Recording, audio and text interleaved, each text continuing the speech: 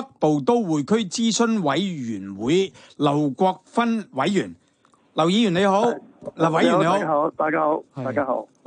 發展局就向立法會提交咗文件啦，就提到咧政府現階段咧就無意將北都專屬法例擴大到北都以外嘅地方。咁啊，條例草案就定明北都範圍主要係以元朗區同埋北區嘅行政界線為基礎。啊，你太過抽象，大家唔明。講得好清楚咯，元朗區同北區嘅行政界線就一講明啦，大家。咁行政長官同行政會議日後咧，只可以喺兩個區嘅界線有修訂嘅時候，以公告嚟修改北都嘅範圍，需要通過立法會咧先訂立後審議嘅程序先生效。過往有部分持份者就希望政府將有關專屬法例嘅適用範圍擴展到全港喎，擴展到全港就唔係專屬啦，係咪？咁啊，佢哋嘅理據係咩？你又同唔同意佢哋嗰啲意見咧？我想聽下你意見先。首先咧，我自己都認同政府嘅做法。第一就希望即係集中啲資源啊，咁啊精力喺北都嘅發展方面啦。咁第二咧就係其實有唔少嘅嘢咧，可能都係一啲創新嘅做法嘅。咁以往創新嘅做法，肯定要揾一個地區去先試行嘅啦。咁我諗北都係一個比較合適嘅。咁事實上，如果當即係北都即係試行咗一段時間，運作得順利嘅時候，咁仍然可以通過呢一啲嘅修改嘅法律形式咧，係覆蓋翻即係整個香港嘅。咁所以其實北都嘅專屬法例本身係一個關卡性嘅即係訂立嘅法例。咁其實佢個適用性好廣嘅，隨住北都嘅發展或者係唔同嘅形勢變化，咁佢可以即係不斷去增加一啲嘅內容，咁透過附屬法例嘅形式，咁呢個係比較快嘅形式。點解要快呢？就因為其實我哋北都本身希望係產業主導，吸引一啲產業落地噶嘛。咁你即係特別係希望吸引龍頭產業嘅時候呢，就唔係你自己香港話，即係佢想要就要，因為佢要同全世界去爭嘅。咁所以即係能夠盡快去調整啲政策，吸引佢哋嚟都係重要嘅呢個。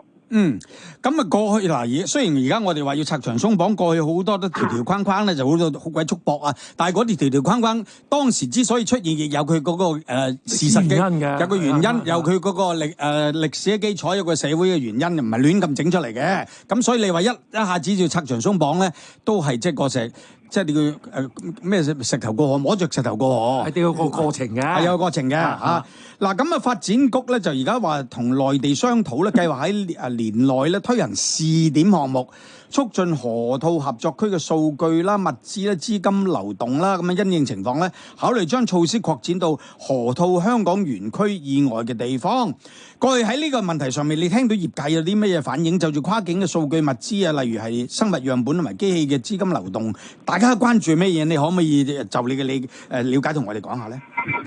我諗呢個係重要，因為跨境要素流動咧，係唔單止能夠推動北都加快發展啦，吸引產業落地啦，咁亦都係幫助即係你見得到我哋北都都係納入咗國家15規劃裏面嘅即係國家嘅戰略啦。咁呢個係亦都可以幫助到大灣區整體嚟講有個創新嘅體系嘅。咁事實上你見得到點解我哋啲產業想嚟北都？即係除咗係北都因為可以即係有一啲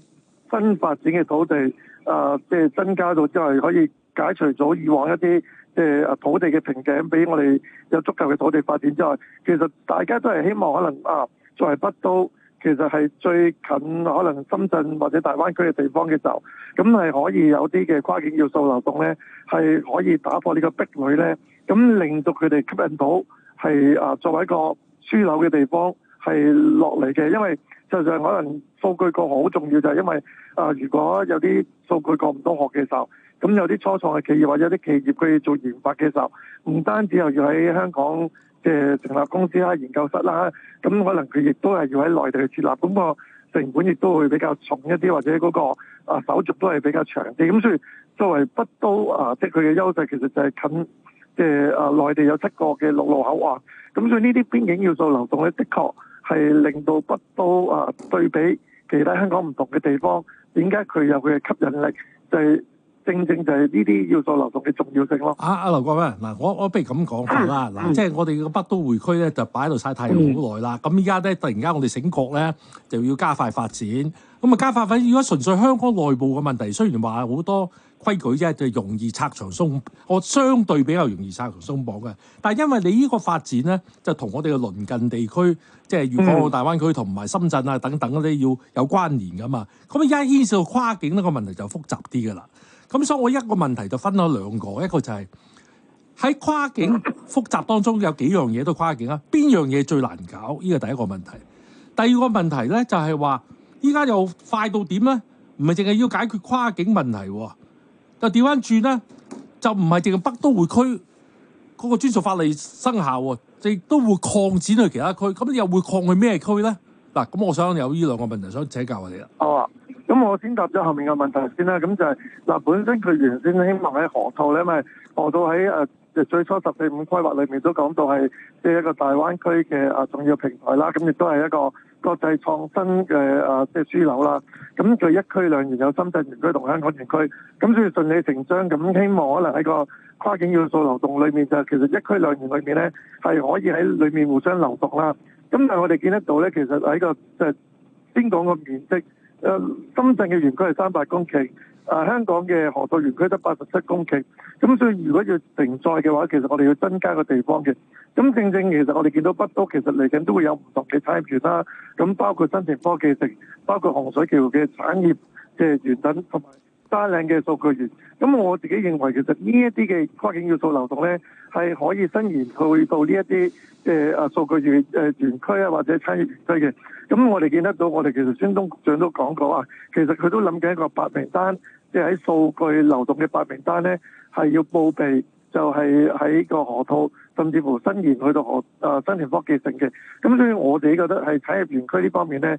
作為一個順理成章嘅伸延啦。咁第二就係嗰幾個嘅要素流動，最容易一定係物流同埋人流，因為而家我哋有7個口岸已經係做緊嘅啦。咁嚟緊可能更加便利咁解嘅啫。咁但係資金流同埋數據流咧，其實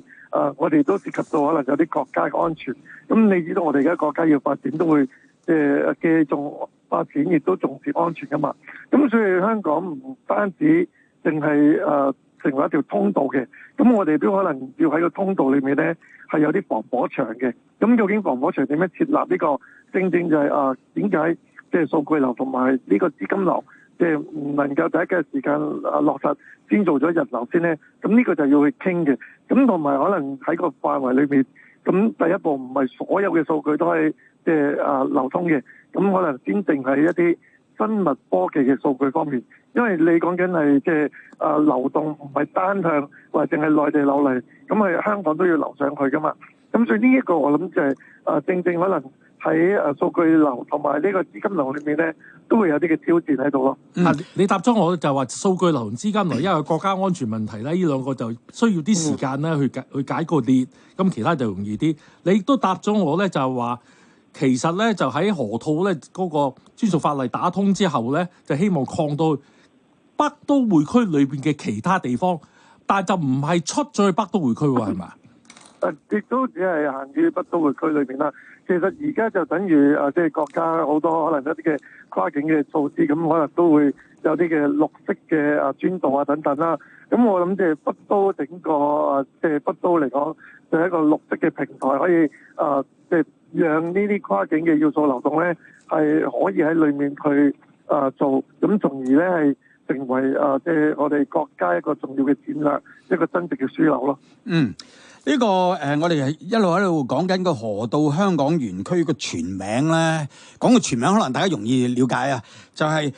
香港深圳創新及科技園啊。咁佢就係喺呢個落馬洲嘅河套地區啦，係香港唯一同深圳一水相連嘅創新園區啊，一個咁嘅東東。嗱，我想請問劉國勳，你可唔可以新聞報告之後繼續同我哋傾？因為仲有好多話題嘅，可唔可以啊？可以啊，冇問題啊，可以啊。好啊，而家我哋再新聞之後再同劉國勳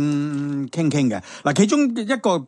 有一定程度嘅爭議性嘅，就包括嗰個簡化城規程序呢件事啦。咁政府嗰個最新嘅講法咧，就話包括濕地緩衝區一啲非保育地帶。改劃用途審批嘅時間都由9個月咧縮短到2個月。咁不過咧，自然保育區啦、郊野公園同埋綠化地帶一啲嘅保育地帶咧就未必適用。咁環保團體特別係就此咧有相當嘅關注。咁啊，點樣拿捏啊？發展同保育之間攞到個平衡咧，時時都喺嘅社會上咧係好大嘅爭議嘅。一陣間我哋請阿劉國勳講講呢個問題啦。另外亦都講下加快支付收地賠償嘅。第一立啊，我哋繼續同北部都會區諮詢委員會嘅劉國勳委員咧傾下關於北部都會區嘅專屬法例啦。劉國勳，我哋繼續傾。好啊，大家好。當局嘅最新嘅建議咧，就係新發展區嘅土地發展咧，就係簡化審批程序咧，就包括濕地緩衝區呢啲叫做非保育地帶，改劃用途嘅審批時間由9個月縮短到2個月。咁當然啦，亦都強調咧，自然保育區啊、郊野公園啊、綠化地帶啊咁嗰啲嘅一啲保育嘅地帶咧，係唔適用呢個咁嘅放寬嘅。就此咧就環保團體特別有關注嘅，叫做濕地緩衝區都有修訂喎，或者叫做簡化審批程序喎。你點睇個拿捏位啊？事實上咧，其實佢唔係話真係簡化咗個程序，只不過佢係用一啲現有嘅工具可以伸延去到可能呢啲地方嘅啫。事實上可能喺過去，如果喺規劃上面可能對分咗第一欄同第二欄。第一欄就係經常准許用途，第二欄咧就要申請嘅用途。咁如果喺兩個欄裏面咧都冇嘅時候咧，以往咧可能喺新界咧要做一個12A 嘅申請。咁呢個申請咧最少要9個月或者以上嘅。咁但係今次嘅放寬就係咧容許以往可能做一啲嘅短期臨時申請嘅工具第16咧，咁就可以咧用喺呢啲土地上面。咁變咗咧用第16條咧，其實就最快2個月。咁其實呢啲工具不嬲都有嘅，咁只不過而家係進行一啲嘅調整，可以用唔同嘅工具咧喺北都裏面去做。實際上北都係未來香港嘅新中心，而家嘅做法只不過係即係將新界向主個新中心嘅做法咧係去做，因為市區實際上喺市區裏面咧進行呢啲申請咧，其實就少啲管制嘅，因為過去新界可能佢唔想去發展啦，咁佢會有一張 DPA 發展限制圖嘅，咁呢個係市區冇嘅，咁所以今次其實只不過係將原來一啲即係多咗嘅限制，佢拆牆鬆綁嘅啫，咁變翻一個即係中心區域嘅即係發展嘅速度咯。喺今日嘅發展事務委員會嘅討論裏邊咧，亦都有議員就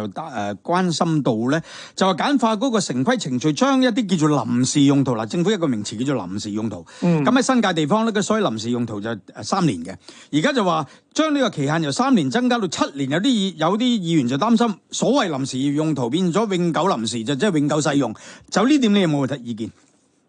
其實本身個機制就係我講緊即係現有又好，或者3年都啦。咁3年後就差唔多到期嘅時候，其實你都可以繼續去城規會去申請我要繼續去續期。咁如果係即係城規會檢視過可能你啲技術等等即係都 OK 嘅時候，咁以往都係續期。只不過個問題就係即係就算你明知可能多數續期都啦，始終你係會有個不確定性，因為都係要即係每一次都要過關噶嘛。咁變相就會令到啲投資者覺得3年期究竟我係即係投唔投放一啲嘅設施，或者喺嗰個即係建築或者基建方面會唔會即係擺多啲資源落去咧？咁係即係變咗你見得到過去新界嘅土地都係講緊一啲可能粗放式或者棕地啲嘅作業，咁你想佢投資嘅時候，你冇一定嘅年期咧，佢係計唔掂嗰個回報。咁所以而家雖然話臨時式嘅啫，但係其實可能都會用一段嘅時間。咁所以我覺得呢個其實都係一個合理嘅安排，令到一啲嘅投資者咧係可以消除一啲不明確性嘅。順帶一提咧，喺今日嘅會議上面咧，發展局局長甯漢豪就話咧，當局而家係傾向將專屬法例命名為北都發展條例草案嘅，咁咧順帶一提啫。好啦，有關呢個加快支付收地賠償嗰度咧，原本政府有個諗法咧，就話咧必須喺半年內向土地審裁處轉交補償個案嘅限期。咁啊原意就係話促使啲前業主咧盡快就佢嘅補償個案咧同政府達成協議。如果達成唔到協議，你就呈交呢個土地審裁處嚟裁定啦。咁而家政府就話取消呢個諗法啦。咁你就此你可唔可以同我哋說明下佢嗰個因由咧？事實上咧，其實喺而家嘅收地裏面咧，係有兩種嘅即係補償方式啦。一種係一個標準化，為咗係快嘅話咧，係叫做特惠補償嘅。咁佢係將一啲嘅收地分咗兩級啦，一個甲級同埋一個乙級兩級嘅制度去收地啦。咁即係每即係半年咧就會調整下嗰個水平啦。咁但係可能有啲嘅即係地主或者係業權人，佢覺得呢個賠償唔 OK 喎，咁佢就會可能申請一啲嘅法定嘅申索，咁佢要去即係去土審等等啦。咁其實而家呢個即係調整就係即係如果你唔6個月俾佢嘅時候，咁就冇咗後面嘅權利或者嗰啲息嘅時候咧，咁其實政府都考慮過就會擔心擺咗落去嘅時候就會變咗有理冇理，我都懟咗過去，即係入咗啲資料先啦，咁變咗就會可能濫用咗或者用多咗個程序，咁變咗即係會增加咗個工作量，同埋可能有時因快得慢啊，咁所以佢而家即係決定即係調整翻。恢復翻原本嘅做法，咁我覺得係即係合適嘅，喺個操作上面都係咪啊？有關簡化申請建築噪音許可證嘅程序同要求咧，政府就強調咧呢個咁嘅諗法係只係適用於北都裏邊嗰啲以產業主導嘅新發展地區，以及咧主要嘅運輸基建項目嘅。所以所謂產業主導嘅新發展地區咧，就係洪水橋啦、新田科技城啦、河套啦、牛潭尾啦、流浮山啦，同埋新界北新市鎮。但係而家諗下，加埋沙嶺數據園區，沙嶺老實講，而家呢度人都冇過嘅，實情係冇乜所謂咯，嗬？係咪啊？其實呢個都係合理嘅，因為佢本身嘅原意就係希望可能一個即係目標為本啦。咁一來就唔係話你無視你超出咗噪音，佢其實都要受到噪音嘅管制。只不過過去可能我申請喺一個地盤裏面申請呢啲噪音嘅即係管制牌照嘅時候，你每一個工序或者換咗唔同嘅機器或者設施，可能要重新申請一次。今次可能就係簡化咗佢，唔使你做咁多複雜嘅措施嘅啫。咁而亦都喺一啲即係人流即係冇咁比較疏落嘅地方咧，咁係應用。咁所以你見得到今次佢除咗加埋即係沙嶺之外啦，咁其實都係一啲嚟緊一啲基建或者新發展區。咁一啲相對可能未來會成熟啲嘅，例如古洞北，你見佢都冇擺落去嘅。咁正正就係佢希望即係可以平衡到嘅要加快或者簡化個發展，即係嗰啲流程，但係同時都係要照顧翻即係居民嗰個即係一啲嘅需要咯。頭先講嘅洪水橋、新田科技城、河套、牛潭尾、流浮山同埋新界北新市鎮，即係屬於嗰啲叫做區域啦適用於呢個簡化程序嘅區域啦。咁呢個就係同呢個產業主導有關。咁至於主要嘅運輸基建項目咧，就係有好多個嘅，有屯馬線洪水橋站啦、北環線主線同埋支線啦、